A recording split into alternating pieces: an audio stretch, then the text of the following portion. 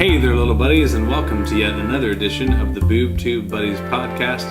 In this episode, we discuss the Showtime series Twin Peaks: The Return, episodes 3 and 4.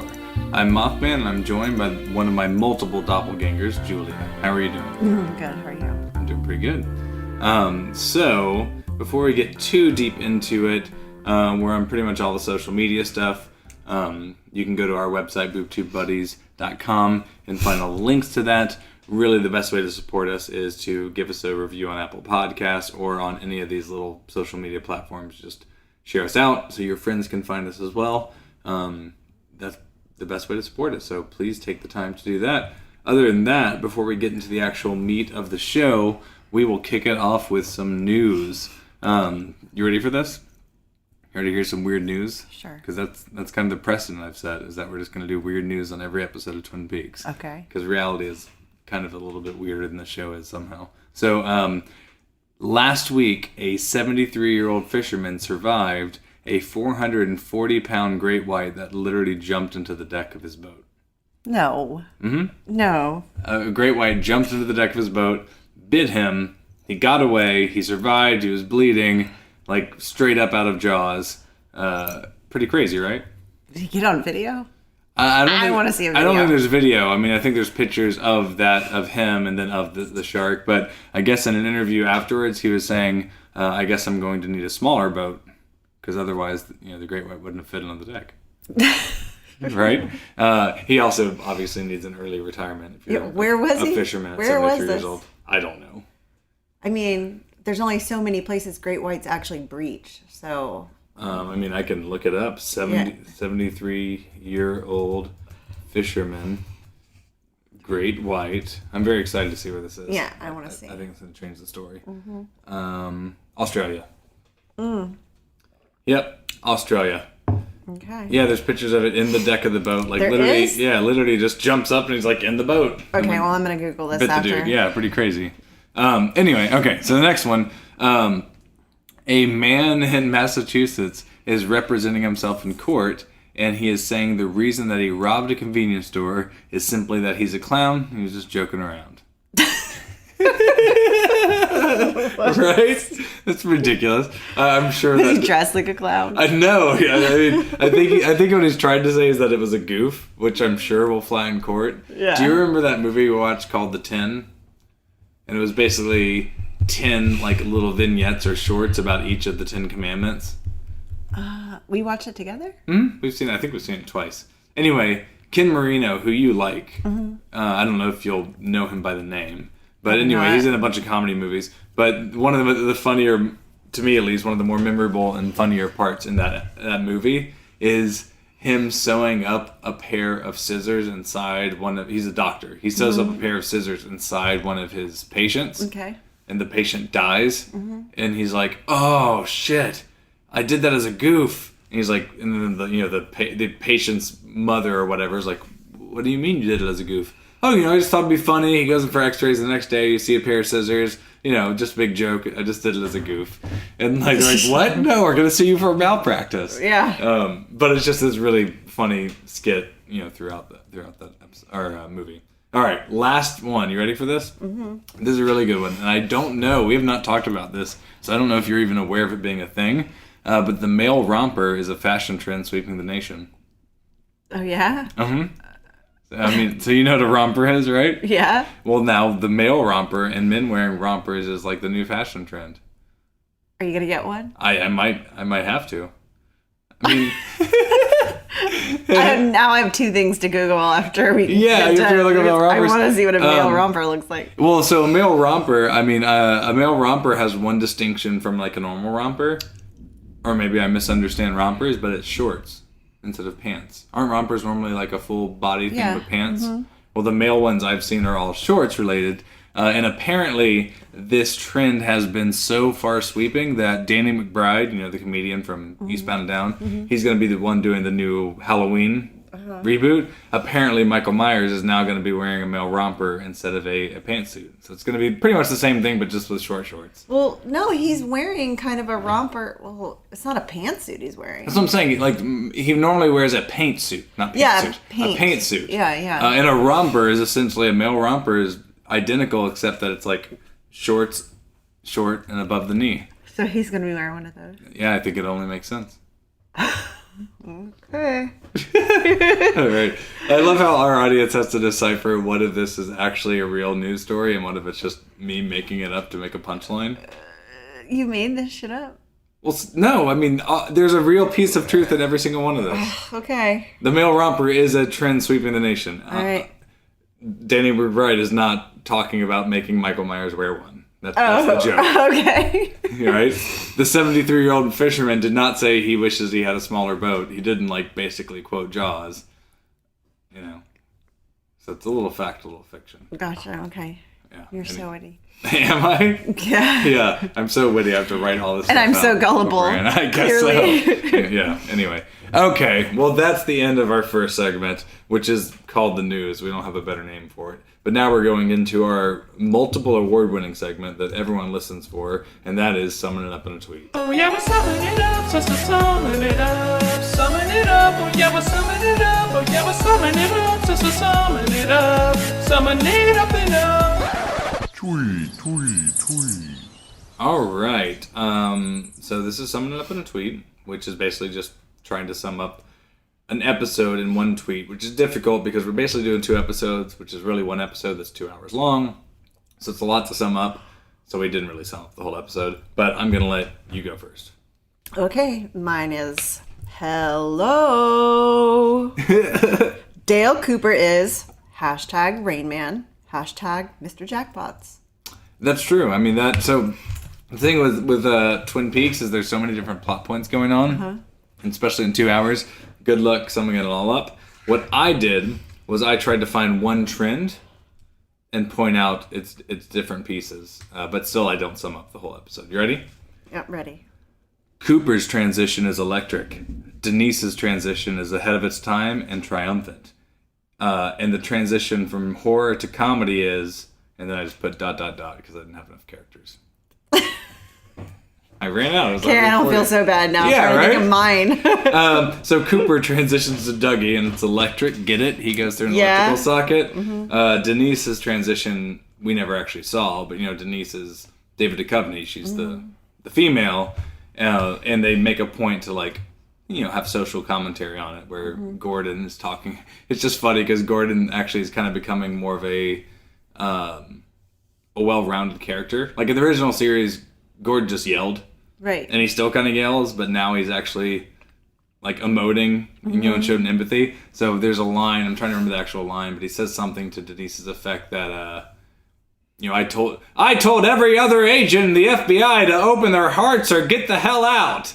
He basically just yells that at Denise. Yeah. He's talking about when she transitioned. Right. And he was basically saying, stop being bigot. She's a great detective. Yeah. That's all that matters. And all that stuff. Anyway, that was something.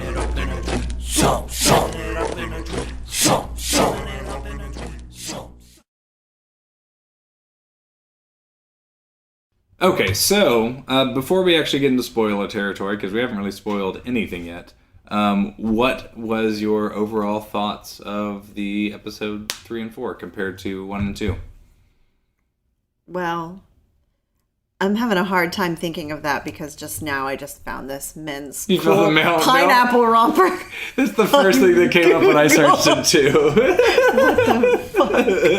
I'm going to get you this. No matter how weird David Lynch gets, it's hard to compete with reality nowadays. I could see Michael Myers kind of wearing something like that. Right? Just Yeah. like hipster Michael Myers.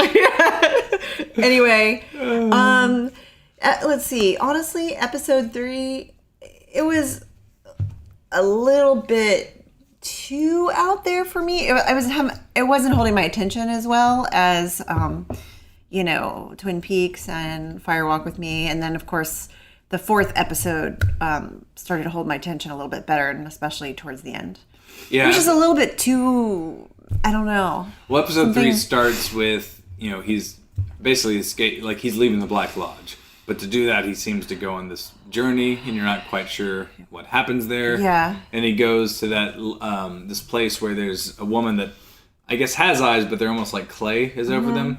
And she's in kind of like a Jackie Kennedy type, Right. 60s outfit. Yeah. But one of the things that was so appealing to me was the way they, I don't even think shot it, but the way they edited it. So it kind of almost does a visual version of their reverse language. Mm-hmm. So, you know, when they talk in the Black Lodge, it sounds like it's in reverse, but it really isn't reversed. Right. Like, we actually looked up what they do. They say it, they play the recording backwards, then they learn how to say it backwards, then they record that, and they play the backwards recording backwards, and then it plays right, but it just sounds weird. Yeah.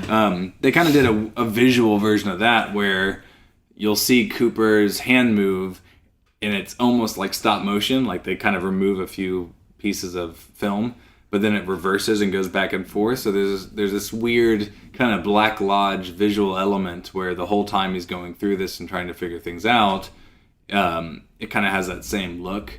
But one of the things Lynch does is it's kind of, I don't know, it's kind of infuriating because every time he does the weird drawn out stuff, like he basically pushes you to a breaking point where you're like, my God, is the scene going to change? And the scene changes.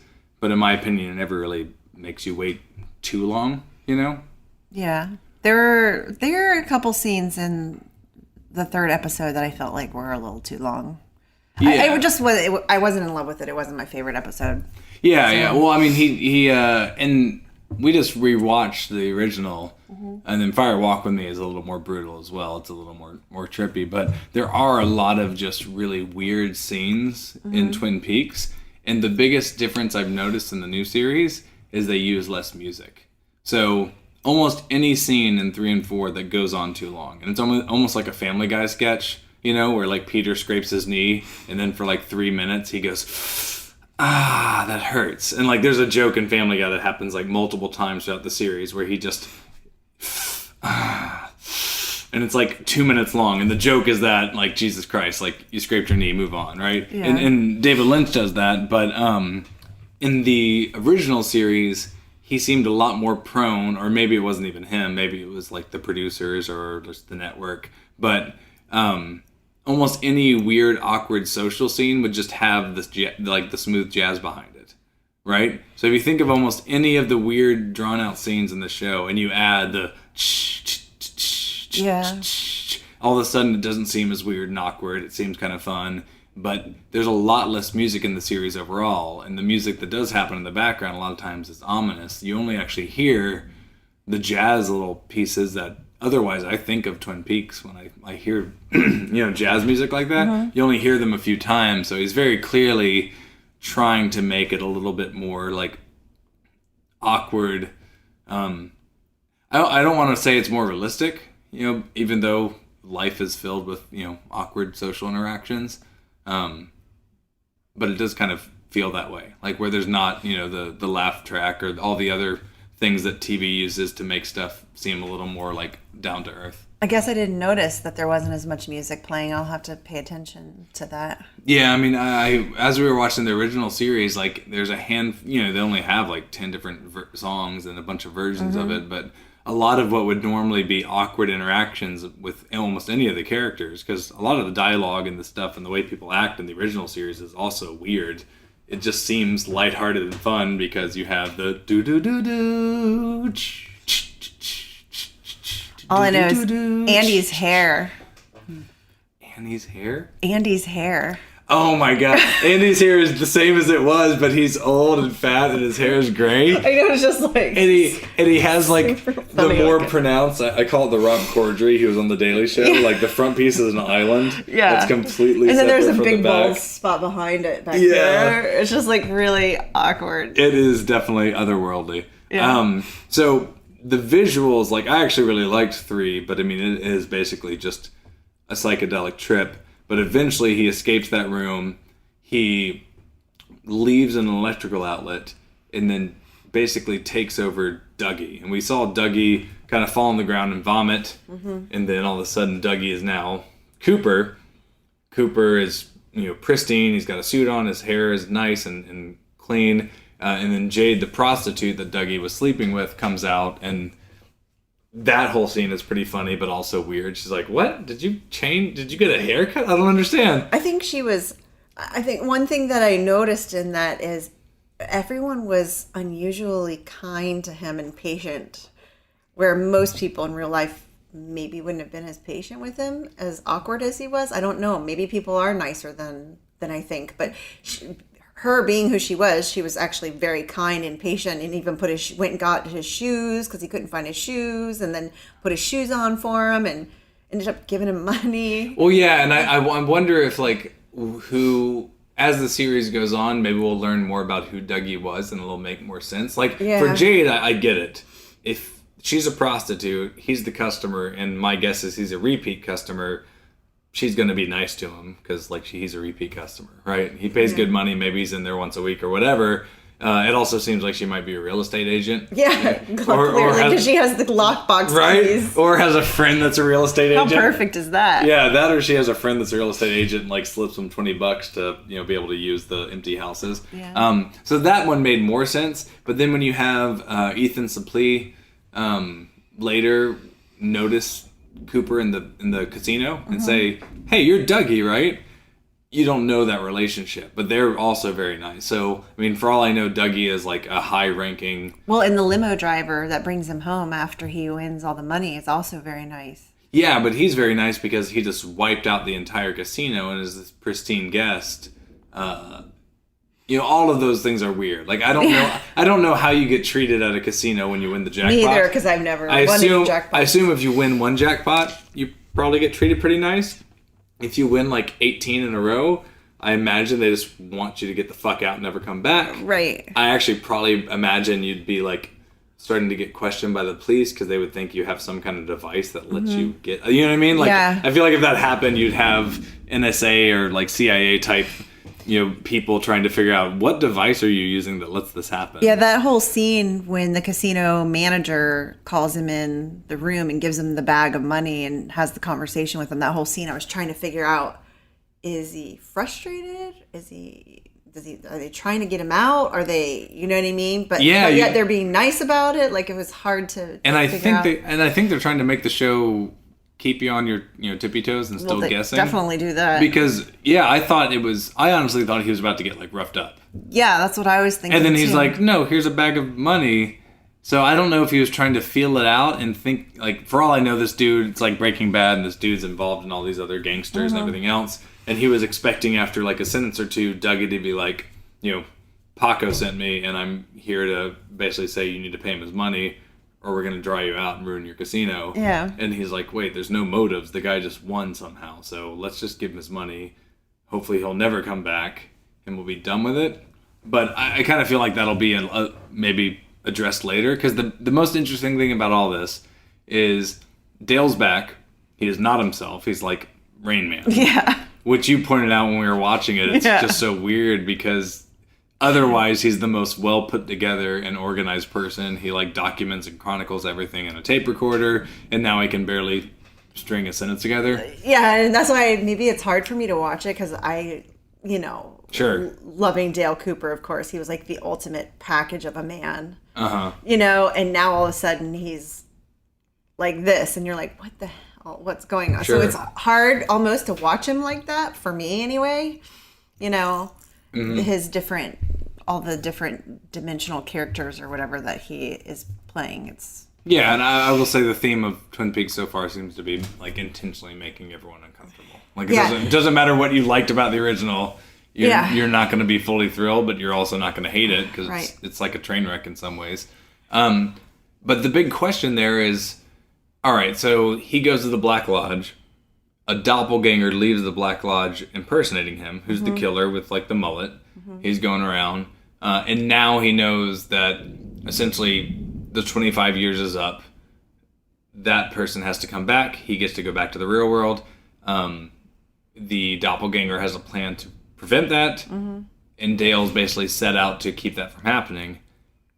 Right? So that's kind of always been the plot. The end of the series was there's a doppelganger. So who the fuck is Dougie? There's a third person. Who is Dougie? And I want to know if that gold coat came from Albertsons. Yes. I swear to God. You're pointing out your dad. It is an Albertsons, a store mustard coat. Director's Albertsons coat. My dad was a store director at Albertsons for many years when I was a kid growing up. I have pictures of him wearing that gold coat, and I swear that's what Dougie's wearing. Yeah. I mean, it might have just been that mustard was a really popular... Well, that's a weird. Dougie is dressed and his hair is done from the 70s. Yeah, he looks like an Albertsons man. But it's modern day. You showed me the picture of your dad, and they have kind of a similar haircut. I know. I'm like, what? So it's just weird. So I don't know. And maybe that's why Dale is like the idiot savant right now. Maybe between Dougie, Dale, and the doppelganger, that is all facets of Dale's true soul, because every person has the good and the evil part. And maybe because Dougie now is back in the Black Lodge, potentially, we don't see that, Dale is left as the shell of himself and trying to figure things out. Yeah.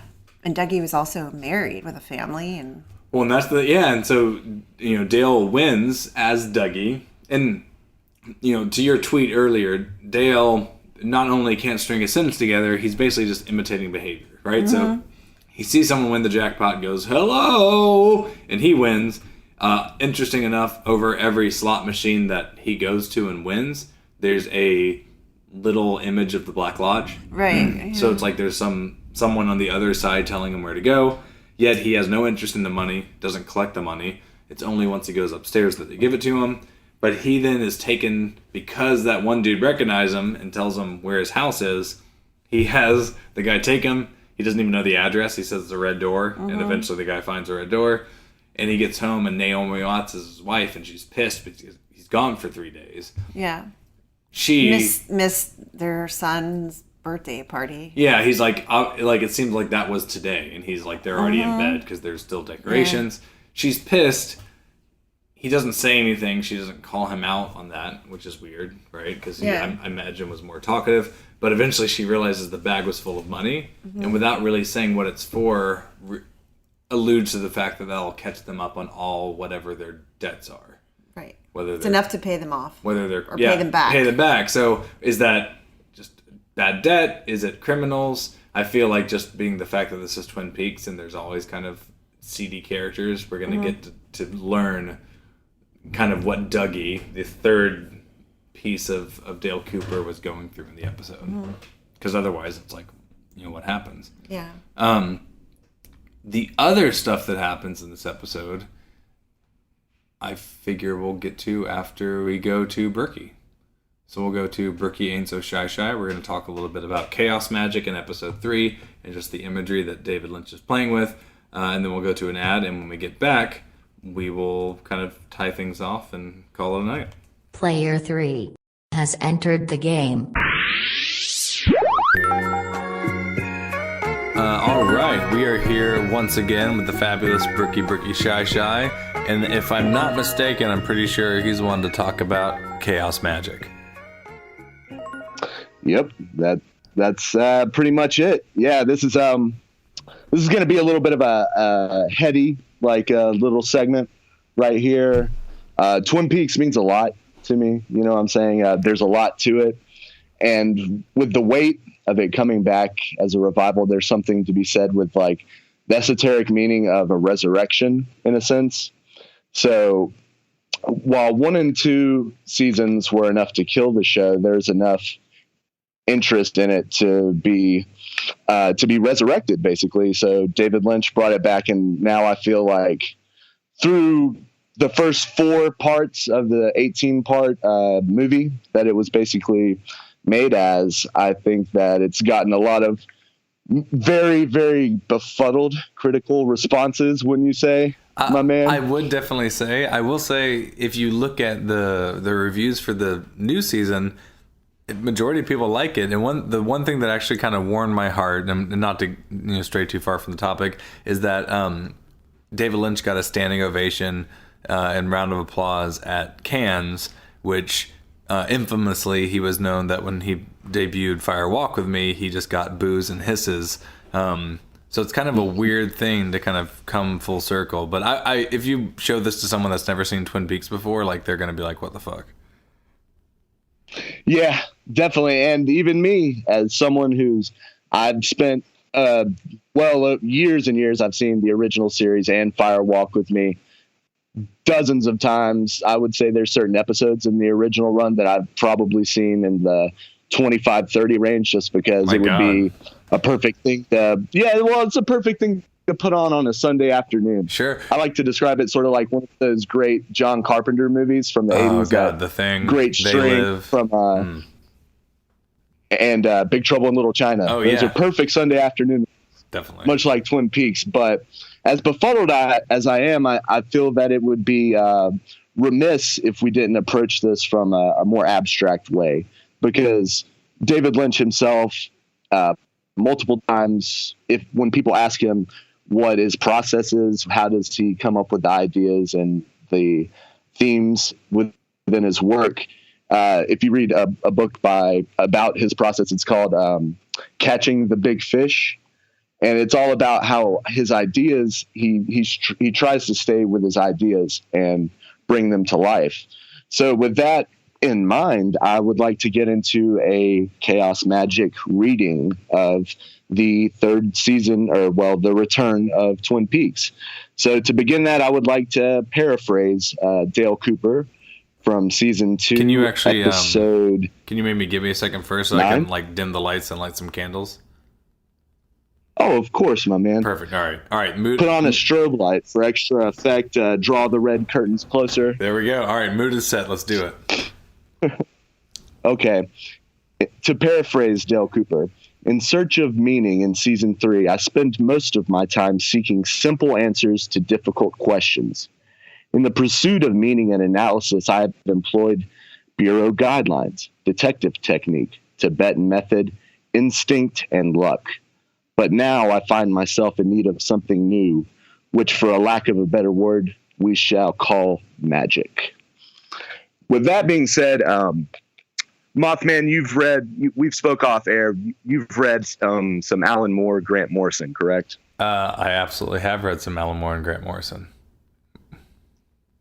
Well, a good place to start when we discuss Chaos Magic is an essay by Grant Morrison, the creator of The Invisibles, called Pop Magic. It's readily available through Richard Metzger's Disinformation Press.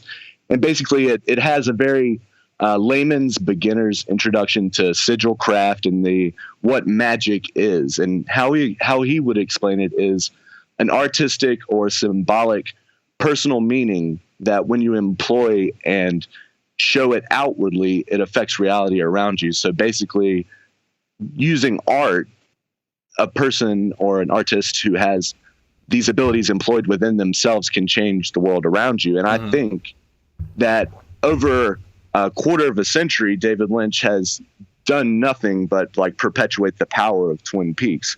That's why it came back. That's why many bands have songs about it. That's why video games like Persona 4 are influenced by it. Or like Alan Wake is basically Twin Peaks the game.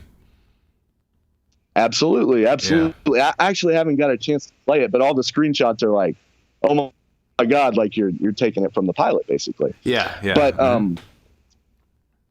so that said, an introduction to basic chaos magic being Pop Magic by Grant Morrison. Once you read into that, you realize that the esoteric, which means the hidden meaning of occult traditions, really stretches back in a postmodern sense to the 1950s, which is where David Lynch draws a lot of inspiration from. But unlike the rockabilly or the post-war white picket fence facade that Lynch shows, in occult circles, the real root of postmodern and mimetic magic is a beat poet, William S. Burroughs. Most people, if they know of William S. Burroughs, they probably know his seminal, controversial, many times banned novel Naked Lunch, which was made into a movie in the 1980s, a very surreal, great movie. But by Cronenberg. Where magic... Yes, by Cronenberg, exactly. And where magic and art mixes himself, it starts with Lynch in his collaboration with a British gentleman by the name of Brian Gysin. Gysin was a painter, and he developed the cut-up methodology, which is where you take words, you cut every word basically into confetti. Yeah, it's like free association. You just have to make stuff, yeah. Right, you bring it up, and it allows the mind or will and luck itself to create for you. It's creation without without dictation.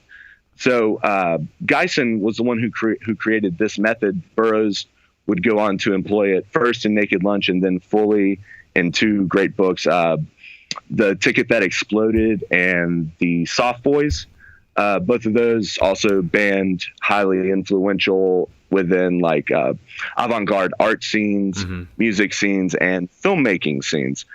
Brian Geisen and William S. Burroughs also had a project that was called The Third Mind, during which, under the usage of intense psychoactive drugs, many different types of drugs. This was during Burroughs's heroin addiction that he notably wrote about, especially in his first novel, Junkie, that they developed a shared consciousness where together the both of them would without free association, wrote a book together, but it was from the mind of a third person, the blending of the two artists creating a third mind by which free ideas were pulled from the ether and planted down, and they made short films out of it, spoken word recordings, which became the basis for sampling. Burroughs famously introduced the cut-up idea to John Lennon and Paul McCartney, and they put it in Revolution No. 9 on the Beatles' White Album. And if you think about it, that the wavelength and influence spreads from Burroughs to the Beatles down to Charles Manson, and that's why the Tate LaBianca murders happened. You know, so these mimetic ideas and techniques convey power within like elemental structures. So it isn't something that the artist or the magician pulls from their experiences or their viewpoints. It's something that they pull from their subconscious mind.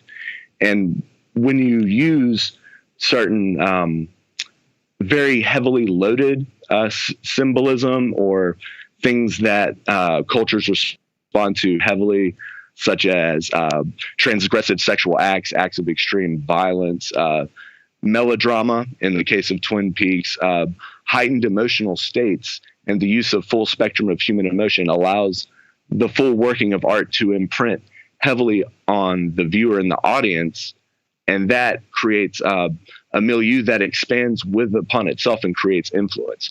That makes me sound like I'm like a schizophrenic, like crazy person, right? Like I'm David Icke, right, Mothman?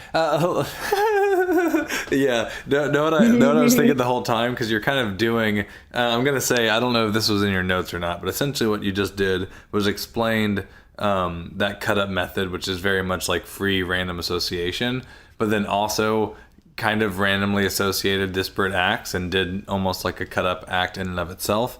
And it reminded me a lot of Jeff Goldblum from Independence Day, where he just like wildly jumps from one thing to another. At the same time, it all makes a lot of sense, right? Like, obviously Charles Manson didn't kill someone because of the Beatles song, yet he identified with Helter Skelter and used it as an imagery for the acts he was probably going to do anyway, right? But it still is kind of continuing this path of symbology, and whether you think it taints it or purifies it or whatever, you can kind of trace the lineage and history of almost any art, right? So like, you know, a conversation I get into pretty regularly is the fact that I'm not a big Star Wars fan, but there's not a second that I will deny the import and impact of Star Wars. Same with the Beatles. I love the Beatles, but like anyone that tries to tell me they aren't important or they don't have any like worth just because they don't like them, like that's a fool's errand. The power of tradition and influence, especially in the forms of art, like, you know, you can almost trace a clear line. Like you can basically do a genealogy with art and magic and how they connect through the decades. Oh, to the very beginning of mankind, I would say that the first person to sit around a fireplace and develop rhythm on a stick or a rock and to gesticulate and get something across, the act of creation from within oneself that affects reality is, I believe, what Aleister Crowley referred to as like the literal magic as in a creational aspect, as opposed to like jeu de mer, which is French for sleight of hand or like a magic trick. Magic being in the metaphysical sense being designated by magic with a K at the end, MAIGICK,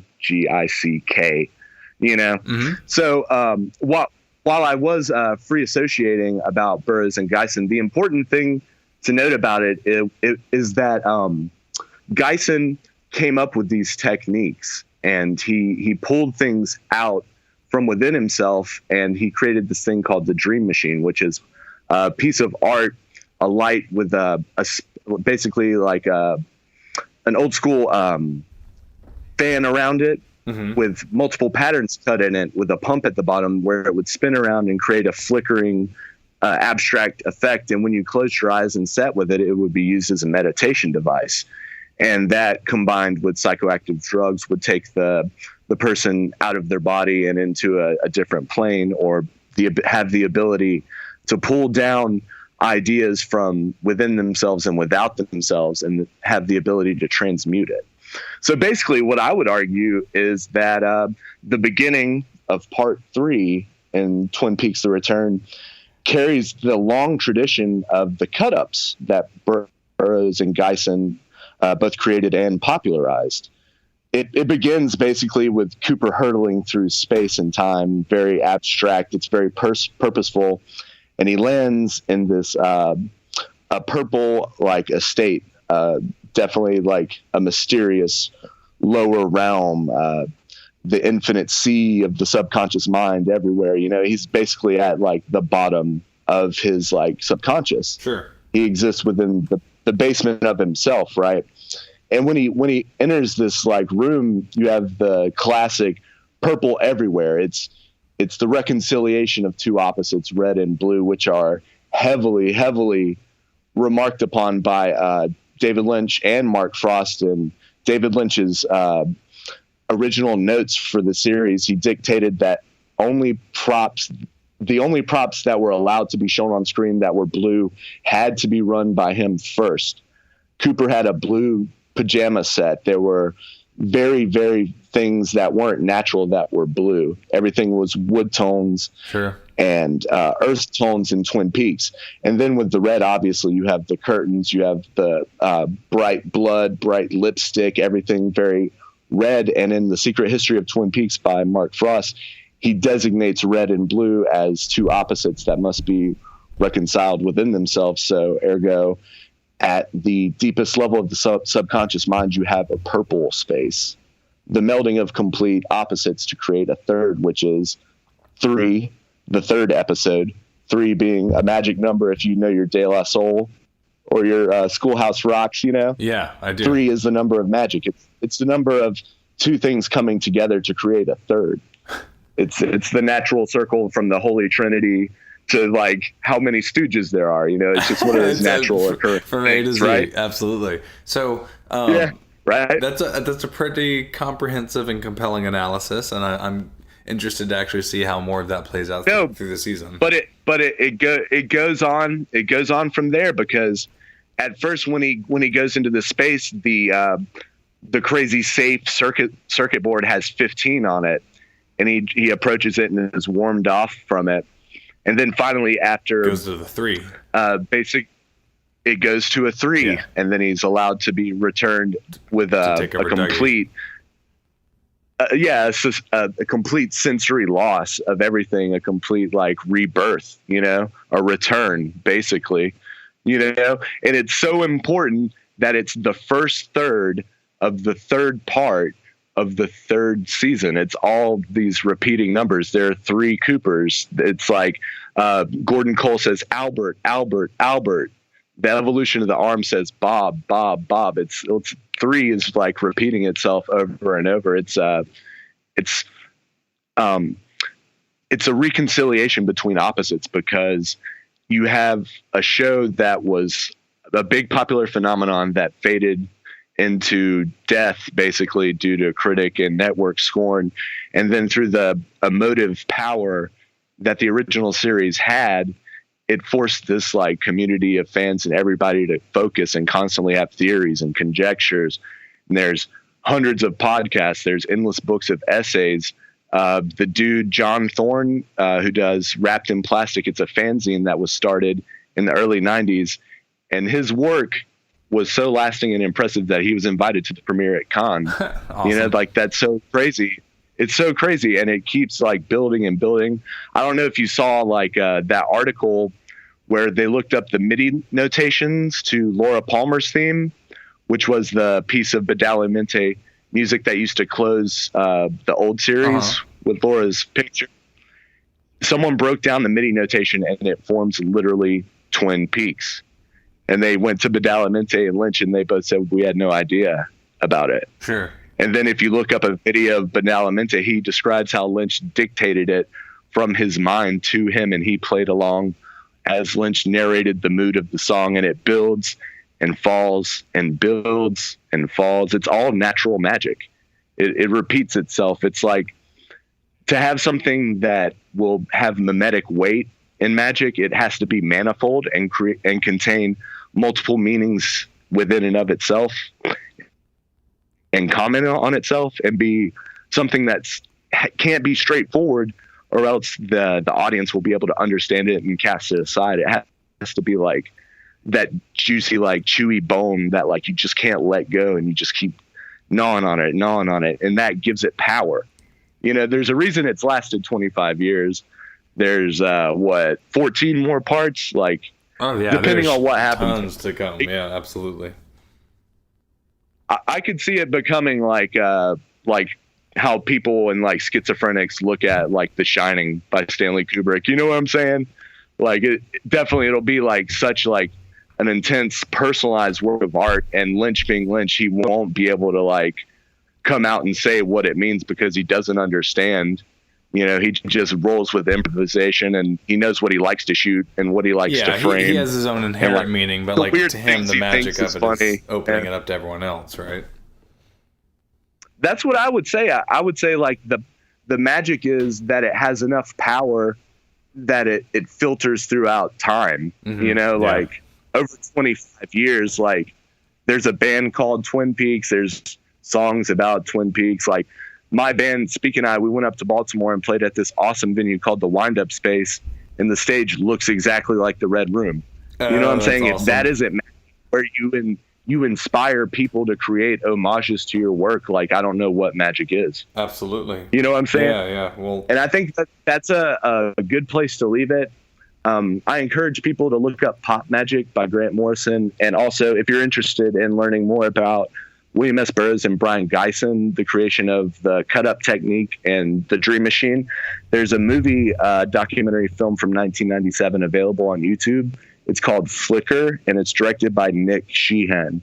It's a very comprehensive and like interesting look about how magic and art contain within themselves each other, you know? Absolutely. So thank you for letting me be like your little dollar store version of like David Icke for a minute, my man. Absolutely. We're glad to have your analysis. I think it was fairly comprehensive and obviously well researched. And I think the only real question left, actually there's two questions left, is one, what would have happened if David Lynch was aware of Grant Morrison and potentially did the same thing Grant Morrison did and maybe had all the fans masturbate at the same time, and then it wouldn't have been canceled at all. If you don't know what I'm talking about, look up Grant Morrison saving his canceled comic with, masturbation. And the other question is, being that there's this dichotomy between red and blue, at some point in the series, are we going to see Prince as this ultimate figure? All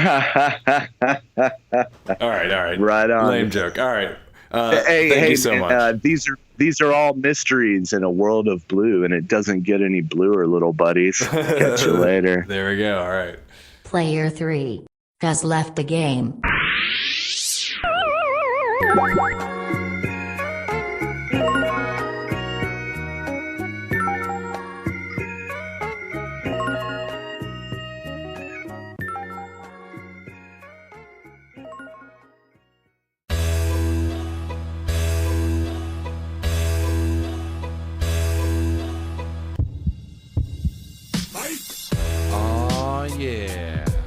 Get your free month trial to Audible at www.audiblettrial.com/boobtubebuddies. Why the funky beat, you ask?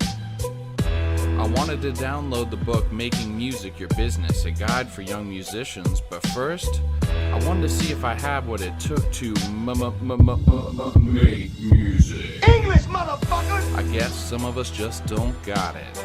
I'll stick to podcasting and never do anything like this again. Seriously, swear to God I won't. If you go to www.audiblettrial.com/boobtubebuddies, it's a free month for you and money in our pockets. Over 180,000 titles to choose from, like Making Music Your Business, a guide for young musicians. Drop the beat, little buddies.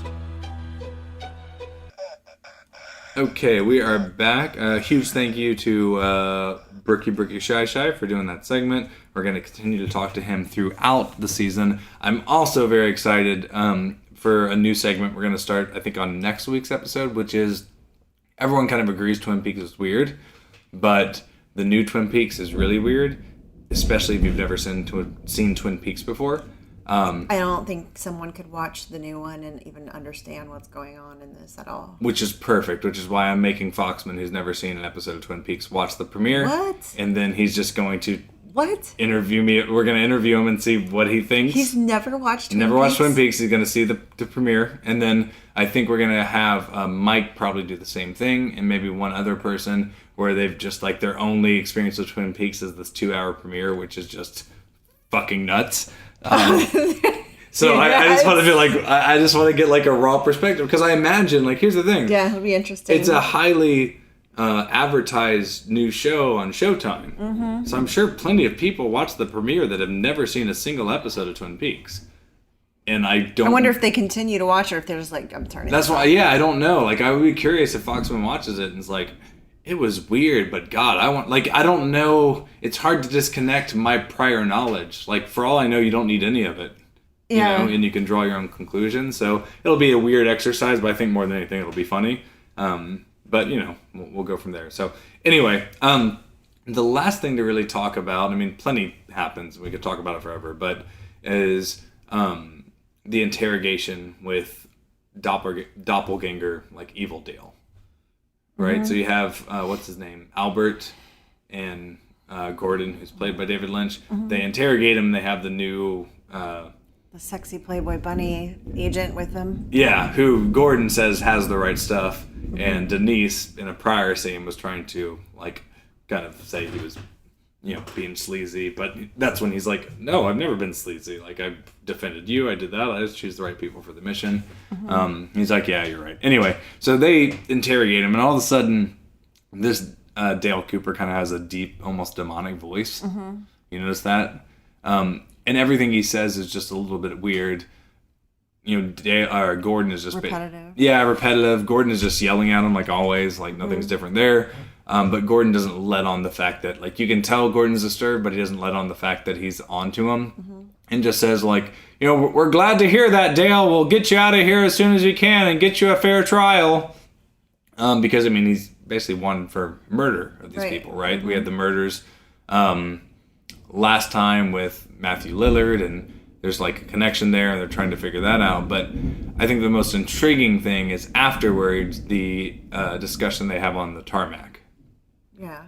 That's where I was like, I perked up. Like, my ears were like, bink, because all of a sudden it started really holding my attention there, and then it ended. I was like, shit. Yeah, and so that's, in that 2-hour stint, that is kind of the most clear, linear, like, plot that's going on. Yeah, exactly. And I don't know, that's the thing about Twin Peaks. Like, it goes back and forth with that type of stuff, right? Like, mm-hmm. I talked to numerous people that once they solved the mystery of Laura Palmer in the original, they don't like the show. And then, like, 7 episodes later, they love the show again. Because then you get into, like, the last big plot point. Yeah. And all the little weird stuff going on with Major Briggs and aliens and the Back Lodge boys and the White Lodge and, you know, all that stuff eventually adds up. Yeah. So I feel like you're going to get the same thing where even though you might have been a little bit like, okay, what's all this for? In the next few episodes, it'll make sense. But yeah, on the tarmac, I love that Gordon basically is just talking conversationally, but to do so, he cranks up his microphone that he has kind of near his lapel. And Albert even like moves his shoe barely, and it like terrifies him. Yeah, it's just like super amplified. But he immediately says like something obviously is wrong with Cooper. Albert reveals that he has been contacted by Cooper before and gave Cooper information, and it was in regard to contacting Philip Jeffries and what agent he was in contact with. Philip Jeffries was David Bowie's character in Fire Walk With Me. Of course, he gives the information. That agent ends up dead. He never tells Gordon. Gordon is like, oh, Jesus, Albert, how could you do this? Albert obviously now is 100% that like this something's very wrong with Cooper, or he's possessed. They've always kind of known and talked about through the investigation that Bob might be an entity. I don't think they know this was Bob, but they're also just due to the work they do, they're not, opposed to that idea. Yeah. But the other thing from Fire Walk With Me is the concept of a Blue Rose case, which is a supernatural case that the FBI takes on. Well, that's why, so when we first started talking about the first 2 episodes, we hadn't rewatched Fire Walk With Me yet. We watched like half of it, yeah. And I wished that we had watched it again first before we started watching the first, this new season, because there were some things that were clarified in Fire Walk With Me that, to me, even without watching that, it's going to be kind of hard to comprehend what this new season is about. I feel like it tied up a lot of loose ends that Twin Peaks, the first season, sort of left dangling a little bit. You know what I mean? Like, there were some, assumptions about Laura Palmer and all these different connections, but you were left to assume.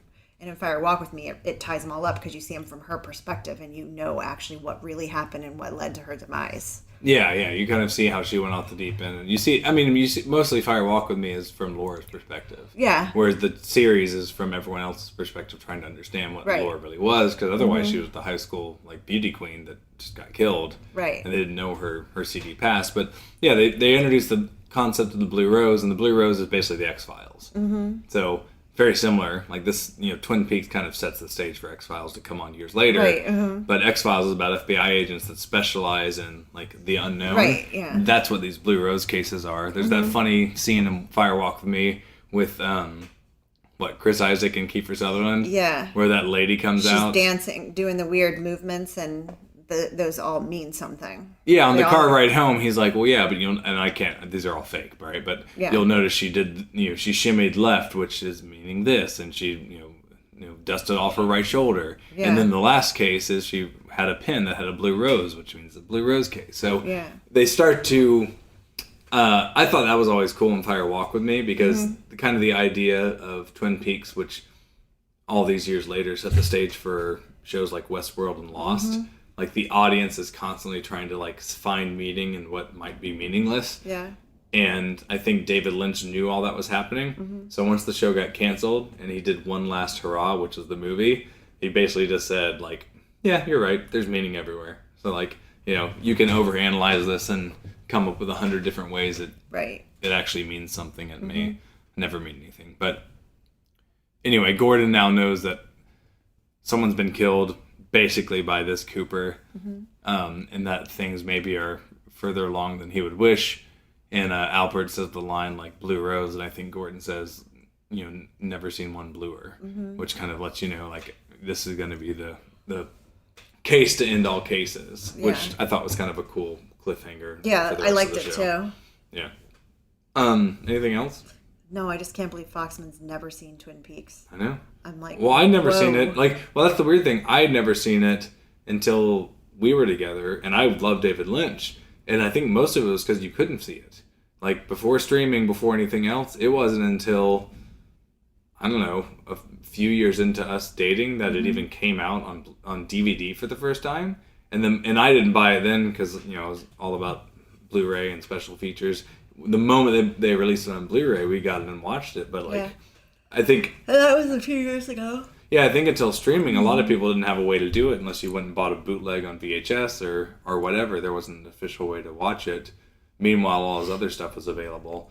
So anyway, but I think a lot of people now that it's on, like, you can go on Netflix and watch the entire original. Yeah. You can go on Hulu, which I'm sure is purposeful. I'm sure now that the new series is out, everyone's wanting to spend money on it so people can kind of catch up and see what's going on. But overall, I mean, it's a very intriguing and well done series. The only other thing I would touch on is my favorite new character, which is Michael Cera, who is gosh, he's impersonating young Marlon Brando. And doing this ridiculous accent. Great. Yeah, he even makes a reference to The Godfather, because Godfather is Marlon Brando's most famous film. And he says, I guess his godfather is Harry S. Truman, who is not going to be in the series. His brother Frank is. But he does that Michael Cera never ages a day. He doesn't at all. He looks like he has a baby. He's this like biker, and he's just like, I can't do it. I can't do his voice. I want to send my condolences to my godfather, Harry S. Truman. That's just a Trump impersonation. Yeah, it's like a little lisp type sound when he talks, and it's really funny. Yeah, but having Andy and is it Lucy, their daughter, their son, be his last name somehow is Brando, and he's just a biker that's like, just a free spirit that you can't contain, is kind of perfect. And also just seems like such a soap opera plot, like long lost son of otherwise well-known characters comes home to roost. And that's the thing that I don't think we've gotten a lot of in this show yet, is like the soap opera element, because that's what the actually, I think a friend of ours called out Matthew Lillard's wife for being like evil and conniving. That's like the only other element of the show so far that's been like super old school soap opera, which I think is where a lot of the roots from the show are kind of owed. So anyway, well, anything else? That's it. That's it. Okay. Well, the next one we'll do will be 5. I think that one will be with Kristen, because the show is 18 episodes long, an hour long each, and not apparently coming out consistently because it comes out up until September. We'll probably have a whole cast of Boob Tube Buddies review this and do the show at some point. I imagine we'll at least do another 1 or 2 with Julia, but I don't know who the host will be next time. Either way, let us know what your input is. Let us know your observations. There's a whole lot of questions, I'm sure. We didn't even talk about the ring that was from Missing Pieces and was underneath the trailer in Fire Walk With Me. Who knows where that'll go? So there's all kinds of Easter eggs that we could talk for hours. So any questions you have, observations, hit us up, and we will absolutely talk about them on next week's episode. Other than that, we will see you next time, little buddies.